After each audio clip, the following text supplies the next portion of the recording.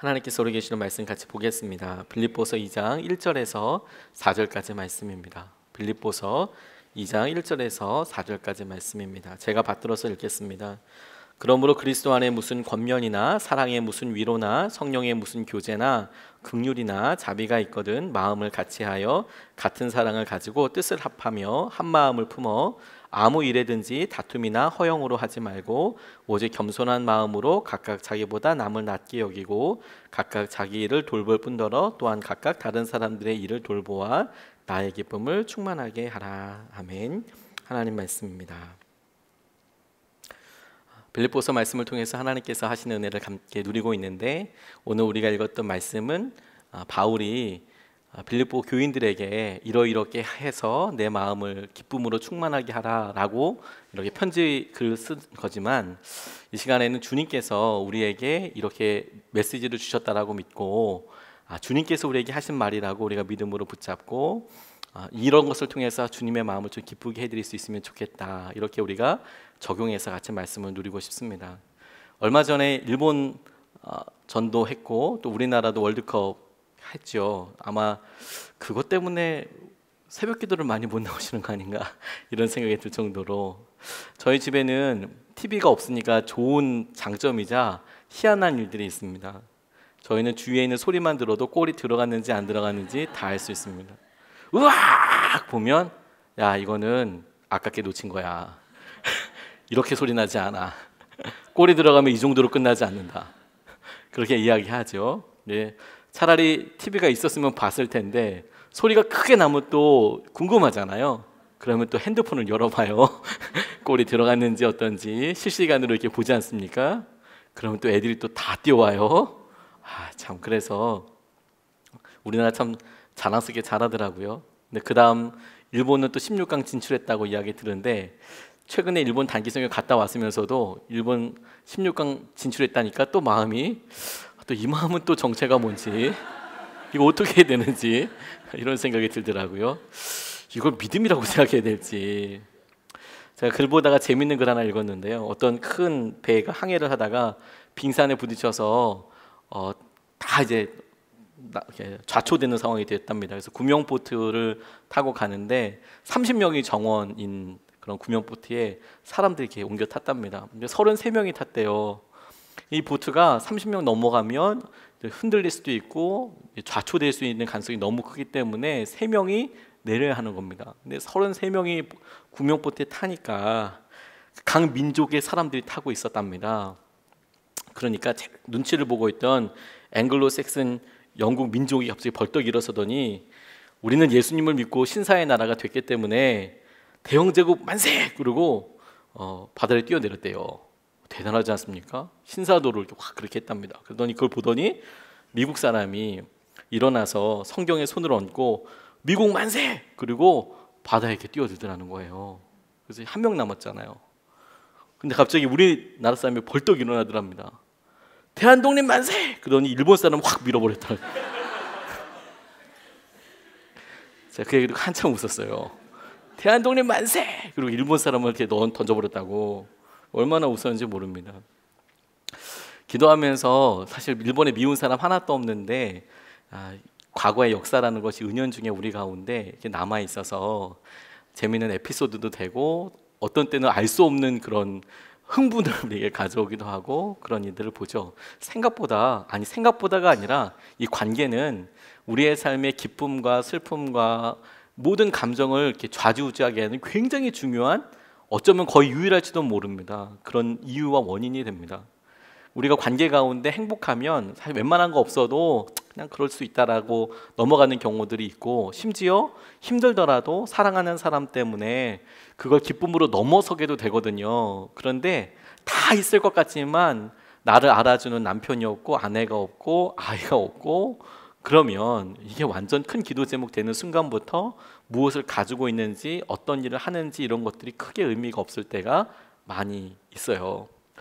바울이 옥중에 있을 때 빌립보서를 썼다라고 말씀드렸고, 그가 옥중에 있으면서도 기쁨이다, 기쁘다 이런 얘기를 반복적으로 표현했던 것이 그냥 믿음의 선포뿐만이 아니라 진짜로 빌립보 교인들을 보고 기뻤을 텐데, 그 기쁨의 연장선에서 오늘 빌립보 교인들에게 너희들이 이렇게 해서 내 기쁨을 충만하게 해라. 4절 말씀에 보면 각각 자기 일을 돌보뿐더러 각각 다른 사람들의 일을 돌보아 나의 기쁨을 충만하게 하라. 이 말이 너희들이 이러이러한 일을 통해서 나의 기쁨이 정말 더 넘쳐나게 할 수 있어. 이런 부탁이자 주님이 우리에게도 똑같이 말씀하신다라는 생각을 하게 됐습니다. 그리고 이것이 주님의 기쁨일 뿐만 아니라 우리에게 있어서도 우리가 느끼는 여러 한계 상황들과 지금 기도할 수밖에 없는 좌절된 여러 마음들을 넘어서게 하는 통로가 되겠다라고 붙잡게 됐어요. 오늘 본문 말씀을 통해서 주님을 기쁘시게 하고 또한 우리도 한계를 넘어서게 되는 이런 포인트에 대해서 우리가 좀 같이 세 가지로 살펴보고 싶습니다. 첫 번째로 바울이 강조하면서 이야기하고 있는 것들이 첫 번째가 뭐냐면 한 마음이 되는 것이 주님께도 기쁨이 되겠다, 이런 마음을 주셨습니다. 1절 2절 말씀에 보면 그러므로 그리스도 안에 무슨 권면이나 사랑의 무슨 위로나 성령의 무슨 교제나 긍휼이나 자비가 있거든 마음을 같이하여 같은 사랑을 가지고 뜻을 합하여 한 마음을 품어서 하면 기쁨이 될 것이다, 이런 이야기거든요. 그런데 주목하게 된 게 뭐냐면 우리는 주님의 일을 하면 그러면 주님께서 기뻐하실 것이다 라는 생각들을 많이 하거든요. 근데 1절 2절 말씀에 보면 이 빌립보 교인들에게 너희들이 그리스도 안에서 무슨 권면, 다시 말해서 사람들을 위로하고 세우고 신방하고 이런 권면이나 사랑의 무슨 위로, 주위의 사람이 좌절하고 있으니까 내가 사랑을 베풀고 뭐 이런 일을 하고 성령 안에서의 교제, 이런 일들은 우리가 정말 귀하다, 중요하다라고 생각하는 거 아닙니까? 그리고 긍휼, 자비, 뭐 이렇게 구제 같은 거 베푸는 것이 있으면 기쁨이다, 이렇게 넘어가지 않았다라는 거예요. 그렇게 자비나 긍휼이나 사랑의 섬김이나 성령 안에서의 교제가 있는데 그런 일을 하게 될 때에 한 마음을 품으면 기쁨이 된다라는 거예요. 이상하지 않습니까?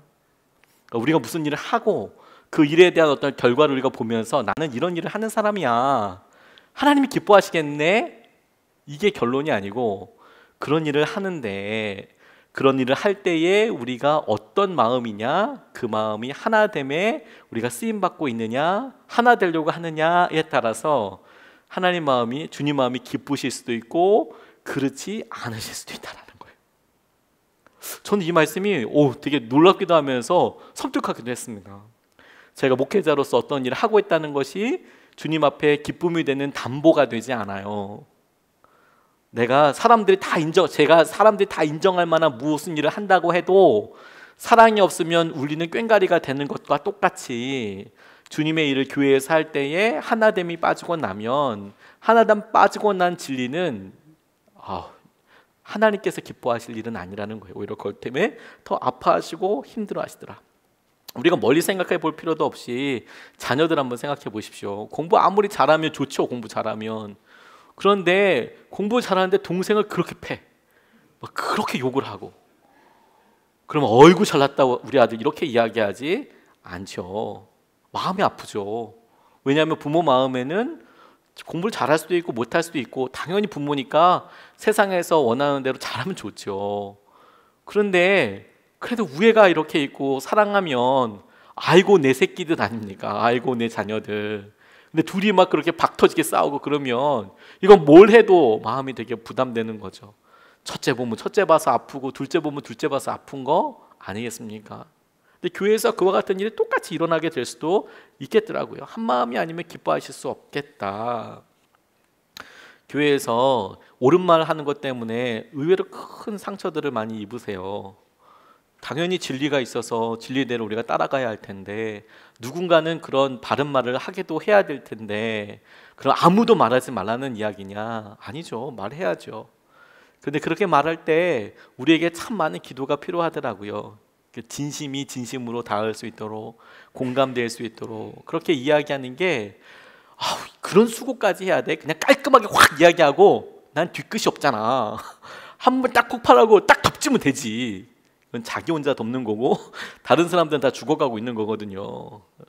감정이라는 거 쉽지 되지 않거든요. 근데 오히려 그렇게 하는 것 때문에 더 커다란 걸 놓칠 수 있다는 거예요. 더 커다란 게 뭐? 기쁨, 하나님의 기쁨.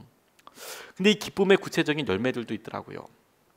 우리나라 역사 중에 특별히 기독교 역사 중에 안타까운 게 뭐냐면 신사참배 문제가 있습니다. 신사참배가 일본이 우리나라를 문화 말살 정책을 폈습니다. 그래서 창씨개명이라고 해서 우리 이름도 다 뺐었습니다. 세자가 아니라 다 내자로 이름을 바꿨습니다. 일본식으로 그렇게 바꾸기도 하고, 그리고 아예 한국말 못 쓰게 했습니다. 한국말 쓰면 뭐 별딱지 붙이고 뭐 이렇게 해서 아이들한테 벌 주고 그렇게 그랬습니다. 말도 전부 다 뺏어가고 문화도 뭐 다 하고 다 일본식으로, 그리고 일본의 국가인 기미가요라는 것을 다 재창하도록 시키고 학교에서 다 그렇게 시켰습니다. 어디서든 조선말을 쓸 수 없도록. 그런데 그때에 또 한 가지 한 게 뭐냐면 신사참배를 하게 했어요. 궁성요배, 황궁요배 뭐 이런 거 막 시킬 중에 신사참배라는 게 있었습니다. 신사가 뭐냐면 죽은 사람들의 이름을 이렇게 놔두는 거예요. 그리고 그 사람들을 신으로 모시는 겁니다.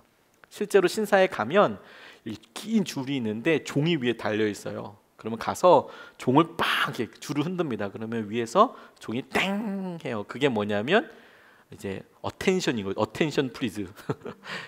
그 신을 깨우는 거예요. 어텐션 빵, 그리고 나왔지롱 깨우고 동전 던지고 500원짜리 한 잔 던지고 그리고 이제 뭐 자기가 뭐 이렇게 하는 거 뭐 절을 하고 그렇습니다. 이번에 단기 선교 가서 잘 봤거든요. 어떻게 그거 하나 그거 잘 봤는데 이거 땡 하고 돈 팍 던지고 합니다. 세상에 500원짜리로 감동할 신이면 참 마음이 좀 그렇지만 그런 생각은 또 없나 봐요. 그렇죠? 그리고 거기서 5,000원만 내면 부적도 하나 사가지고 이렇게 갖고 다니고, 그 5,000원짜리인데 그거 그렇게 자기 삶에 뭐 무슨 의미인지 잘 모르겠지만 우리가 보기에는 그렇게 재밌어 보이고 그렇지만 우리나라 역사 자료들 보면 우리나라 조선 사람들 전부 다 신사를 향해서 절했습니다. 그거 반대하신 분들이 있어서 순교 많이 하셨죠. 한 50분 이상이 우리나라 기독교 지도자들, 목사님들이 돌아가셨어요. 그런데 많은 분들이 사실 신사 참배했습니다. 해야 한다고 결의도 했습니다. 안타깝죠. 그래서 한경직 목사님 같은 분이 나중에 템플턴 상이라고 기독교계의 일종의 노벨상 같은 상을 수상하게 되었을 때 첫 번째 수상 소감에 제일 첫 마디에 뭐라고 얘기했냐면 내가 죄인이라고, 나는 신사참배했던 사람이라고 이렇게 얘기할 정도로 많은 존경받는 분들이 그렇게 신사참배를 했어요. 그런데 신사참배를 해서 교회가 그렇게 어려움이 있고 완전 난리가 났죠. 그렇죠? 그리고 사람들은 그렇게 얘기했습니다. 주님보다 교회를 더 살리려고, 교회를 더 중심으로 하면 교회 살리기 위해서 신사참배 해버리는 거예요. 주님보다 교회를 더 우선시한 사건이 신사참배 한 거거든요. 근데 진짜 문제는 사실 그 다음에 있었습니다. 이번에 설교 준비하다가 주님께서 제게 깜짝 놀라게 해주신 거였어요. 그 다음에 우리나라가 광복하지 않습니까?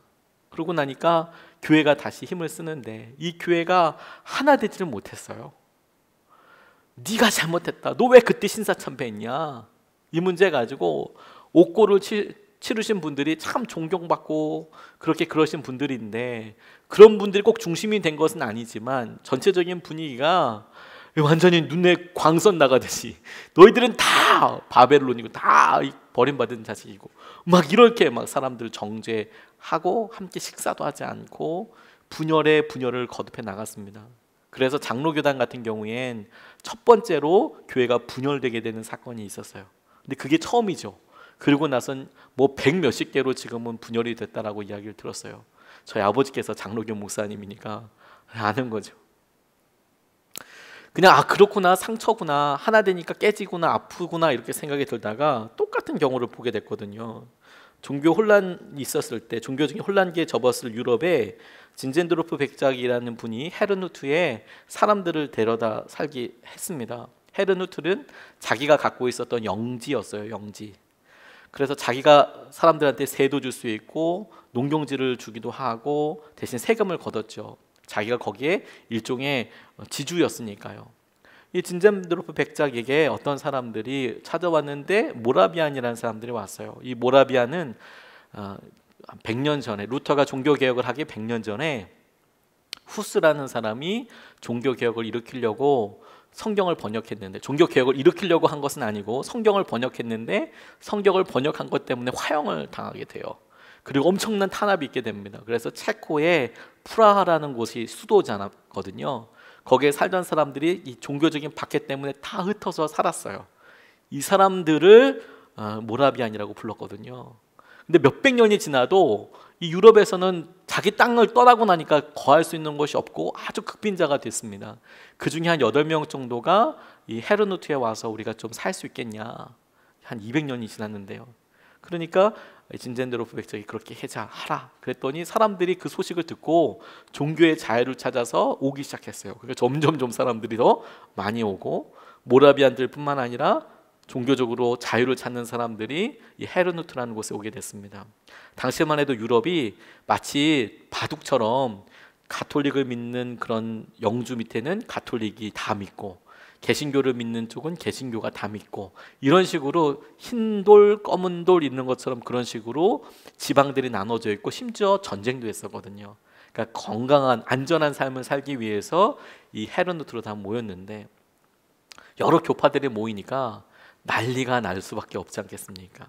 특별히 이 모라비안들이 제일 많이 싸웠던, 어렵게 용납할 수 없었던 사람들이 있었는데 루터파 교회였대요. 루터파 교회. 이상하죠. 루터가 처음으로 종교개혁을 일으켰지만, 왜 어떤 자세한 이유는 모르겠지만 딴 사람들이랑 다 하나 될 수 있는데 루터파 교도들은 우리가 받아들일 수 없다. 자기들도 은혜를 입어서 헤르누트에 살면서 헤르누트에 찾아온 다른 사람들 받아줄 수 없다. 이 공동체가 막 난리가 나는 거죠. 그런데 그걸 안타깝게 여긴 진젠데로프 백작이 1727년 5월 12일에 그들이 처음으로 정착한 지 5년 후가 됐을 때 다 모았답니다. 그리고 모아서 우리가 같이 기도함으로 우리가 똑같이 지켜야 될 기준을 좀 만들자, 법령을 만들자. 우리끼리 이 아래에서, 이 헤르누트에서 살 때 이거 법령을 하자. 이게 될까 싶었지만 하자, 그렇게 합시다, 그렇게 하고 마침내 그게 동의가 된 거예요. 그래서 이날 백작은 주님과 한 언약을 맺었습니다. 형제들 모두가 하나씩 하나님께 주님을 진실히 따르겠느라고 약속했습니다. 이러면서 그날 모든 교파들이 그렇게 해야겠다라고 5월 12일 날 돼서 8월 13일 끊임없이 그런 찬양과 이런 일들이 있게 됐다고. 안 될 것 같은데, 말도 다르고 서로의 종교적인 배경도 다른데 그들이 그렇게 반목한 게 아니라 그들이 하나 되었다라는 거예요. 근데 우리 신사참배랑 왜 이게 비교가 되냐면, 그 다음에 있었던 일을 그 다음에 이 초기 20년 동안 선교사 보낸 숫자가 모든 프로테스탄트 비슷한 시기에 200년 동안 선교사 보낸 숫자보다 더 많았다. 그래서 제가 이거 자료를 많이 찾아봤거든요. 몇 명이나 보냈나. 200년 동안 프로테스탄트에서 전 개신교회에서 선교사님들 보낸 숫자가 200년 동안 500명이었답니다. 500명. 그런데 20년 동안 이 모라비안 교도들이 해외로 파송을 했던 사람이 1000명이었대요. 근데 제가 진짜 놀랐던 건 뭐냐면, 그때 그러면 모라비안 교도들은 몇 명이었느냐? 300명이었대요. 300명인데 20년 동안 1000명을 선교사로 해외 파송하는 거죠. 파송하고 기도하고 24시간 내에 기도하고. 뭐 때문인고 생각해 보게 됐어요. 어떻게 이런 부흥이 일어나게 될까? 보니까 분열하고 깨어질 수밖에 없잖아요. 그런데 그 가운데 하나님께서 하나됨에 대한 갈망을 주시고, 하나됨에 대한 갈망을 통해서 우리가 순종하고 마침내 하나 되면, 그러면 하나님께서 그 다음에 폭포수와 같은 부흥을 주시더라고요. 축복을 주시더라고요. 너희가 무슨 일을 하든지 사랑의 권면이나 성령의 무슨 어떤 게 있든지 간에 한 마음을 품어서 하라라고 말씀하실 때, 그런 말씀 뒤에 순종 뒤에 주님께서 붙여주신 것은 뭐냐면, 진짜 다른 곳에서는 보도 듣도 못한 부흥과 은혜와 축복을 주신다라는 겁니다. 부부 사이도요, 어렵고 힘들 때 있죠. 부모 자녀 사이들도 있죠. 근데 그런 고난의 시기를 한번 딱 뛰어넘고 하나됨에 있어서 발판이 놓이기 시작하면 전에는 경험할 수 없었던 신뢰와 은혜를 누리게 되거든요. 하나 되게 하는 것이 주님을 정말 기쁘시게 하는 놀라운 통로더라. 그러니까 이게 쓸데없는 일이 아니고 정말 중요한 투자이고 정말 중요한 것이더라. 이걸 깨닫게 됐어요. 모라비안 교도들이 그렇게 놀라운 부흥을 할 수 있었던 이유가 하나됨이 있는 거구나. 그러니까 너무 하나됨 때문에 힘들고 어려우신 분들은 조금만 기억해 보세요. 요거 넘어가면 야, 엄청난 부흥이 있겠구나, 엄청난 축복이 있겠구나, 은혜가 있겠구나, 한 번도 경험해 보지 못했던 축복이 요거 바로 뒤에 따라오는 거구나. 주님이 그렇게 이루실 것 같아요. 두 번째로 주님께서 기뻐하시는 포인트가 뭐냐면 겸손하면 주님을 기쁘게 할 수 있다는 거예요. 겸손하면 3절 말씀에 보니까 아무 일에든지 다툼이나 허영으로 하지 말고 오직 겸손한 마음으로 각각 자기보다 남을 낮게 여겨라. 그러면 4절에 이렇게 해서 내 마음을 기쁘게 하라, 기쁨으로 충만하게 하라, 이런 표현이거든요. 너희들이 겸손한 마음으로 각각 자기보다 남을 낮게 여겨라, 허영으로 하지 말아라. 저는 이 겸손에 대해서 참 고민 많이 하고 있고 했었고 뭐 지금도 마찬가지입니다. 왜냐하면 겸손이란 말 앞에 제대로 믿음 생활을 해보려고 하는 사람이라면 고개를 숙이지 않을 사람이었거든요. 너 겸손하냐? 이렇게 물어보면 글쎄요 이런 생각이, 저만 그렇죠? 저는 그렇습니다. 만약에 저한테 누가 교만한 사람이라고 얘기하면 사실 저는 아니다라고 얘기하기가 어려울 것 같아요. 어느 순간이라도 내가 교만하게 보였나라고 사실 고민할 것 같아요. 진지하게. 혹시라도 내가 무슨 말을 실수했나? 그게 어떤 상황이어도 누구라도 저한테 목사님 요즘 교만해지셨어요. 그러면 뭐 때문에 그럴지 하고 생각나는 게 너무 많은 거죠. 아니야, 나는 겸손해요. 당신이 교만한 거예요. 이렇게 얘기 못할 것 같아요. 그래서 그 겸손에 대해서 생각하면 참 이게 기준이 되게 애매한 거죠. 밥을 적게 먹어야 겸손한 건가 이런 생각이 들기도 하고, 이거 뭐 도대체 어떻게 겸손한 거야? 어떻게 하면 겸손한 척이라도 할 수 있는 거야? 뭐 시키면 다 안 한다 해야 되는 거야? 뭐 겸손하게 뭐 목사님 뭐 기도해 주시죠. 전 못해요. 집사님이 하세요. 저 못해요. 이게 겸손하게 이렇게 해야 되는 겁니까? 이게 겸손한 겁니까? 설교시키면 저 못해요. 권사님이 하세요. 이렇게 할 수는 없잖아요. 그런데 오늘 본문 말씀에 겸손을 명확하게 이렇게 이야기하고 있는 게 제게 되게 자유가 됐어요. 뭐냐면 겸손은 내가 다른 사람들보다 못하다라고 생각하는 게 아니라 다른 사람들이 잘하고 있는 부분들을 평가해 주는 거예요. 다시, 내가 다른 사람들보다 이런 부분을 못해요, 그게 겸손을 말하는 게 아니고요. 내 모습은 이래요. 다툼이나 허영이 없어요. 하지만 그 사람의 그런 다른 사람이 이런 부분들은 정말 놀라워요. 탁월해요. 그게 겸손한 사람이라는 거예요. 하나님께서 우리에게 다 각각 다르게 하셨거든요. 다르니까 똑같이 할 수 없어요. 세 사람이 뭐예요? 두 사람만 모이면요, 다리 조금 더 긴 사람 있고 조금 더 짧은 사람 있어요. 몸무게 바로 티나요. 조금만, 두 사람만 모여도. 혼자 있을 때야 우리가 항상 거울 볼 때마다 절대비에 취해 있지 않습니까? 우리 혼자서는 그렇죠. 근데 뭐 잠깐만 이마트만 나가봐도 왜 이러냐 그러고, 바지만 한번 사봐도 정말 뭐 힘들죠. 너무 힘들죠. 왜 바지는 이런 거냐? 그런 생각을 저 혼자만 하죠. 저 혼자만 하고 있습니다. 왜 이런 거냐? 왜 이런 생각이 드는 거냐? 다른데 제가 인정하기 정말 쉽지 않거든요. 근데 이게 뭐 외적인 모습만이 아니라요, 행동과 태도들 중에서도 그렇게 되더라고요. 교회도 가만 보면 둘, 셋 모이지 않습니까? 일부러 하지 않아요. 둘만 모여서 떡 얘기 꺼내보면 자녀 얘기 나오기 시작하면 또 자녀들을 평가할 수 있는 다양한 것들로 마음에 부담이 돼요. 일부러 그런 게 아니고, 서로 일부러 한 게 아닌데 겸손해야지.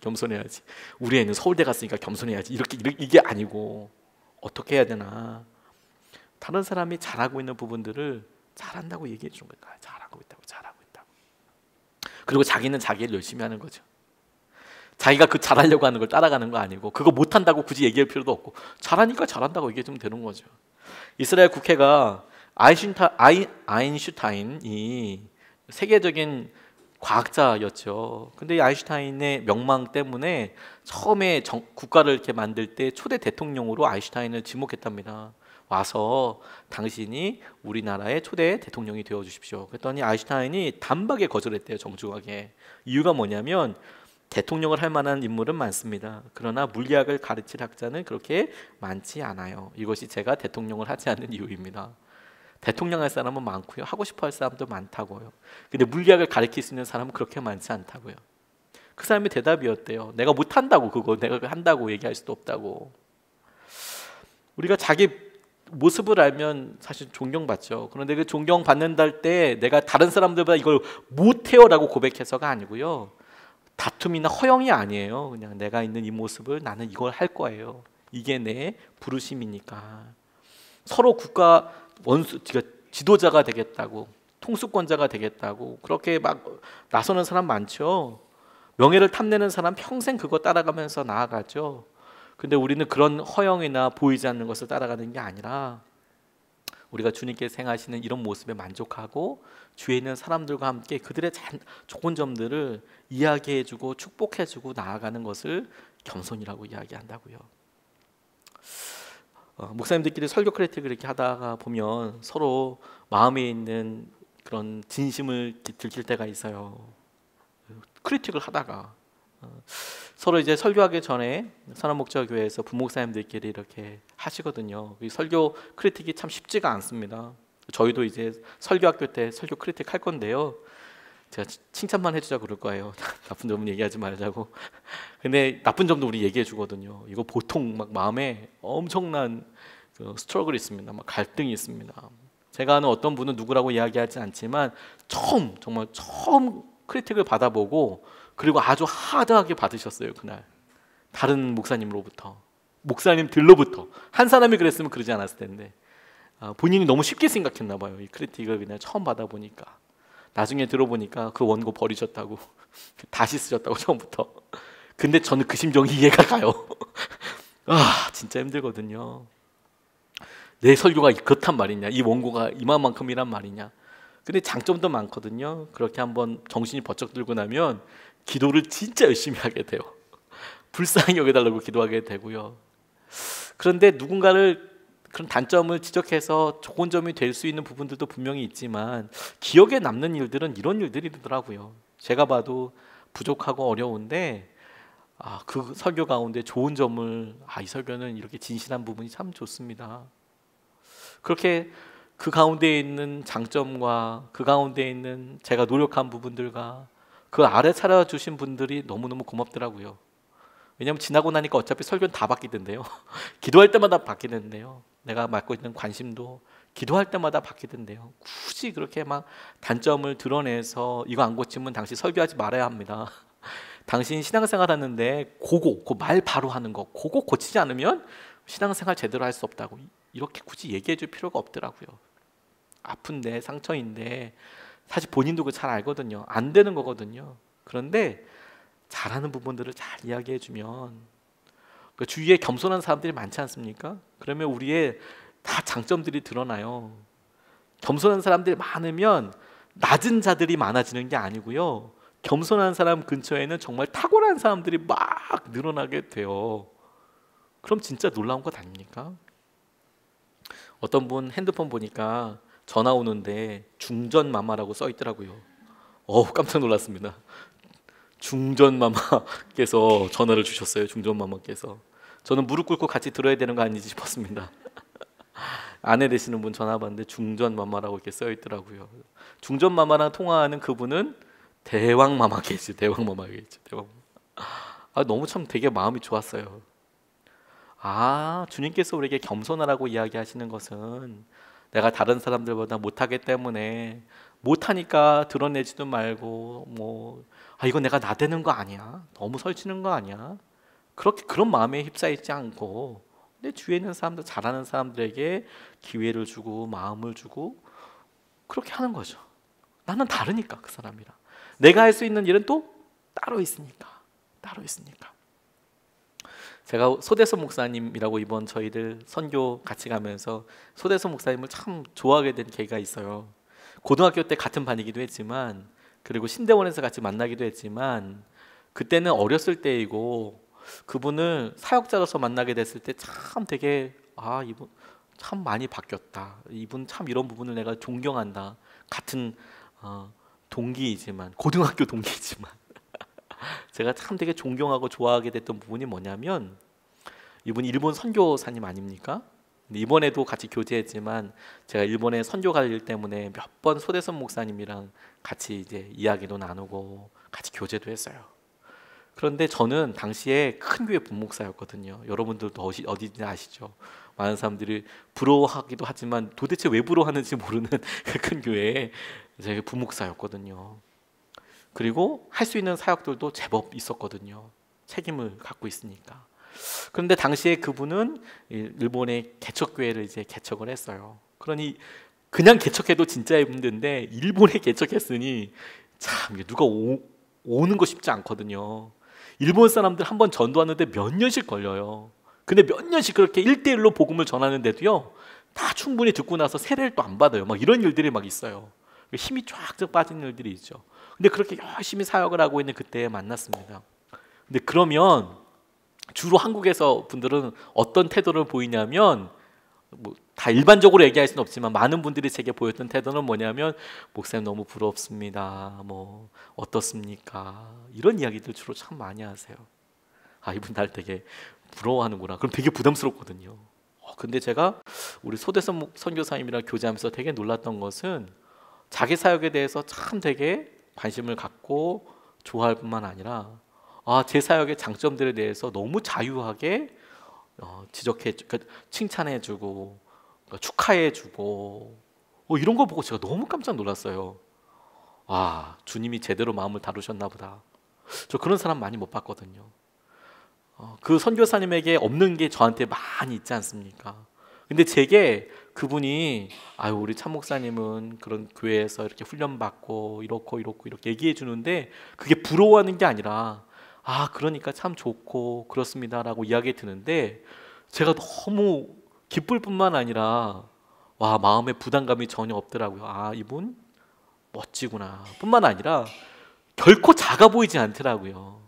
이분의 사역이 이런 마음으로 한다면 진짜 존경하구나. 이거 참 대단한 분이구나. 가난한데요, 이거 부자 분들, 잘 사는 분들 부러워하지 않는 거 쉽지 않거든요. 그래서 알았어요. 겸손이 이렇게 중요한 거구나. 중요한 거. 이런 걸 겸손이라고 하는 거구나. 제가 경험하고 그 다음부터는 정말 마음 편하게 대할 수 있었습니다. 제가 하고 있는 게 있는 거 자랑하려고 하는 것도 아니고 기회가 단 거고 같이 하는 거고 나도 없을 때도 너무 많고 같이 섬기는 거고, 다만 저는 하나님께서 한국에 부르심을 주셔서 목회를 열심히 하고 있는 거고, 우리 소대서 선교사님은 일본에서 부르심 받아서 그 형편대로 열심히 하고 있는 거고, 우리는 상황이 너무 다른 거고 똑같이 당연히 BTS가 없는 거고, 우리는 우리 각자 열심히 하면 되는 거고. 그러니까 저도 얼마든지 손 목사님이 갖고 있는 장점들에 대해서 얼마든지 이렇게 높여드리는 게 너무 자연스럽더라고요. 대나무 겸손한 마음 갖고 있어요. 중국에서 자라는 모소라는 대나무가 있답니다. 대나무 씨앗 심으면 4년 동안 싹도 안 난대요. 4년 동안 이런 특별한 종이 있답니다. 그러니까 대나무도 처음에 심으면 조금 나긴 하거든요. 근데 4년 동안 안 난대요. 뿌리만 키운대요. 4년 동안 뿌리만 열심히 키운대요. 그리고 5년째 됐을 때 겨우 싹을 틔운대요. 심고 나서 5년. 그러니까 이 5년 동안 얘가 죽었는지 살았는지 아무도 모르죠. 5년 지나고 나면 싹을 틔운답니다. 그리고 싹에 텄다고 감탄하는 순간 단번에 한 6주 만에 15m 자란대요. 쫙! 15m면 5층입니다. 5층, 6층 정도 쫙 자랍니다. 그런데 6주 만에 자란 게 아니고 5년 동안 자란 거죠. 뿌리를 4년 동안 자라게 한 거니까. 그리고 확 자라게 된 거니까. 우리 삶에도 주님께서 우리가 지금 잘하고 있는 부분들이 있거든요. 그러니까 결코 우리가 우리 스스로를 폄하할 필요가 없어요. 우리는 대나무인 걸 어떻게 해요? 주님이 주신 환경이 되면 우리도 확 자라게 될 테니까. 주위에 있는 소나무한테 아이고 푸르다, 아이고 멋지네, 아이고 사명 잘 감당하고 있네, 얼마든지 할 수 있는 거죠. 그런데 그런 모습이 주님을 기쁘시게 하는 통로가 된다는 거예요. 이게 주님이 기뻐하시는 거구나. 겸손한 마음을 갖는 건데 그 겸손한 마음은 내 주위에 있는 사람들을 나은 부분들은 낫다라고 여겨주는 거예요. 나보다 이런 부분이 참 좋다라고 여겨주는 거. 겸손한 마음이. 세 번째로 자기 일과 동시에 다른 사람이 하는 일에 관심을 갖는 거. 내 일뿐만 아니라 다른 사람의 일에 관심을 갖는 것이 주님을 기쁘시게 하더라. 4절 말씀에 각각 자기 일을 돌볼 뿐더러 또한 각각 자기 다른 사람의 일들을 돌보아. 이거 잘 보셔야 됩니다. 보통 어떤 분들은요, 우리 오지 랍이 넓다고 하시는 분들, 자기 일은 돌보지 않고 다른 사람들의 일을 돌보는 것을 하나님께서 기뻐하신다고 말씀하신 것이 아니고요. 각각 자기 일을 잘 돌보고, 그리고 또한 각각 다른 사람들의 일을 잘 돌보아서 그렇게 돌보는 것을 내가 기뻐해, 이렇게 말씀하신다는 거예요. 내가 나의 일을 잘 돌볼 수 있죠. 그것만으로 주님이 기뻐하시는 거 아니고, 다른 사람들의 일만 정말 기뻐하게 열심히 해요. 그래서 기뻐하는 거 아니고, 너의 일과 다른 사람들의 일을 정말 잘 돌보면 내가 기뻐한다는 거예요. 전에 한번 기도 모임 때 어떤 목사님 만난 적이 있으셨어요. 되게 잘생기셔서 되게 놀랐습니다. 근데 이분이 나누는 간증 듣고 되게 깜짝 놀랐습니다. 이분이 외국인 노동자 사역을 하고 계셨어요. 집에 살림이 좀 있으셨답니다. 물려받은 것도 있고 살림이 좀 있는데, 거짓말처럼 한 몇 년 사역하고 나니까 다 나눠주셨대요. 대단하시더라고요. 그러니까 재산, 그러니까 뭐 외국인 노동자들이 몰려오니까 우리나라에서 외국인 노동자들한테 퍼주기 시작한 거예요. 뭐 있다고, 뭐 필요하다고 그러면 뭐 주고, 등록금 필요하다고 하면 주고 계속 개인 재정으로 막 다 주신 거예요. 그것만으로도 되게 놀랍죠. 근데 문제는 이분 마음속에 어느 날 이런, 저라면 아마 진작에 물었을 기도 제목 하나가 이렇게 떠올랐나 봐요. 뭐 어떤 기도 제목이냐면, 하나님 그럼 저는 뭐예요? 이런 생각이 들더라는 거죠. 다 퍼주고 나니까 없더래요, 자기한테는 아무것도. 그리고 이제 아이들 학교 보내야 되는데 자기는 이제 등록금이 없는 거예요. 하나님 이게 뭐예요? 나눠주는 건 주님 뜻 아닌가요? 이런 생각이 드시더래요. 그래서 목사들끼리 만났으니까 솔직하게 나눠주시더라고요. 참, 근데 저는 되게 많이 이해가 됐어요. 저희 어머니가 좀 그런 부분이 있다고 저는 생각했거든요. 이건 뭐 아들 등록금보다 뭐 어느 집에 등록금 더 먼저 갖다 주시는 거예요. 그럼 어떻게 되냐, 그러면 나는 알바 열심히 해야겠네 이런 생각이 들 정도로 뭐 그렇게 살았거든요. 근데 그게 축복의 길이기도 하지만 저는 되게 이해가 많이 됐어요. 그 목사님이. 그 응답이 없더랍니다. 그런데 한 번은 선교사님 중에서 우리 이용규 선교사님이라고, 지금은 인도네시아에서 선교하시는 분, 그분이 그 지방이 있어요. 감리교회는 지방이라는 게 있습니다.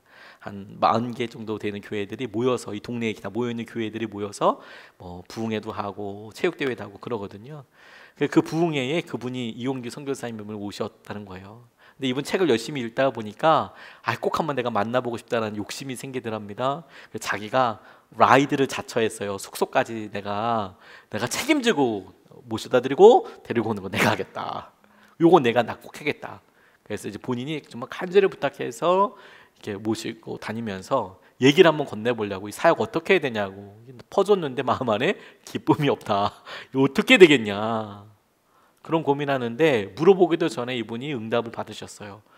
무슨 응답을 받으셨느냐, 이분이 통화하는 이야기 가지고 응답을 받으셨다는 거예요. 얘기가 뭐였냐면, 국제전화를 이렇게 하는 걸 들은 거예요. 당시에는 몽골이라는 곳에 사역하고 계셨는데, 거기 선교사님들이 여러 선교사님들과 관련된 이야기를 여러 하는데, 아니 이분도 차비는 이때 뭐 이런 이야기를 하시, 차비는 이때 그거 뭐 월세는 낼 수 있고 뭐 전기세는 어떻고 이런 이야기들을 막 하시더라는 거죠. 막. 근데 그런 이야기들을 이렇게 하면서 나랑 똑같은 고민을 하고 계시네 이런 생각이 드셨다는 거죠. 나는 똑같은 고민을 하고 계시고, 저분은 왜 저렇게, 자기는 뭐 학교를 짓고 뭐 나라를 가지고 뭐 이렇게 기도하고 이런 생각했는데, 그게 아니라 애들 등록금이랑 학교 보낼 거랑 월세랑 전기세랑 차비 이런 거 고민하고 계시더라는 거예요. 그래서 자기가 물어보지 않았대요. 나랑 똑같은 질문인데 그러면 내게 뭐가 문제일까? 내게 뭐가 왜 기쁨이 없다고 생각되는 걸까? 하다가 사람들마다 하나님께서 쓰시는, 요구하시는 순종과 절제가 다르더라. 어떤 사람들은 나누는 걸로, 어떤 사람들은 너 좀 절제해라, 너 퍼주는 거 믿음 아니다, 너는 좀 참아라, 이런 경우들도 있더라. 다 똑같이 하시는 건 아닌 것 같더라. 그러면서 자기 일을 돌보는 것도 자기에게 있어서는 중요한 거구나를 깨닫게 되셨더라고. 내가 참아야 돼 이렇게 다 나눠주는 것만이 능사는 아니었더라. 저는 주님께서 우리 가운데 이렇게 행하시는 것이 사회에서도 통하는 부분이 있다고 싶거든요. 김인중 목사님이 쓰신 책을 보니까 리더들에 대해서 이야기하면서 오너가 좋아하는 직원들에 대해서 이렇게 설문도 하고 여러 통계들을 냈더라고요. 오너가 좋아하는 직원은 맡은 일을 반드시 달성하는 능력 있는 직원이 아니래요. 신기하죠? 어떤 사람 좋아하냐면 공동체 구성원들에게 인정받는 직원을 좋아한대요. 능력 있는 직원은 일은 잘하지만 일하는 동안 여러 사람들과 부딪히고 팀워크의 문제를 일으킬 뿐만 아니라 부하 직원을 쥐잡듯 하고 심지어 부하 직원의 공로를 자기 것으로 낚아채는 경우도 있어서 동료들의 사기를 떨어뜨리고 장기적으로는 기업체에 손해를 주기 때문에 능력 있는 사람들만 좋아하진 않는답니다. 근데 반대로 취업 호텔 커리어에서 직장인들 조사한 거 보니까 일단 55% 정도는 사내에 존경하는 상사가 없는데 존경하는 상사들이 있을 때 뭐 때문에 정말 그 사람들을 존경하냐 이렇게 보니까 압도적으로 70% 이상이 직원을 배려하는 인품과 가치관, 주위에 있는 사람들을 베풀고 배려하는 그 가치관 때문에 존경하게 되더라. 자기 일을 돌보고 다른 사람들을 자기 일처럼 각각 돌보는 것을 통해서, 배려하는 것을 통해서 세상에서도 똑같이 이 마음이 통하겠더라고요. 내가 있는 것을 나누고 함께하는 것을 통해서.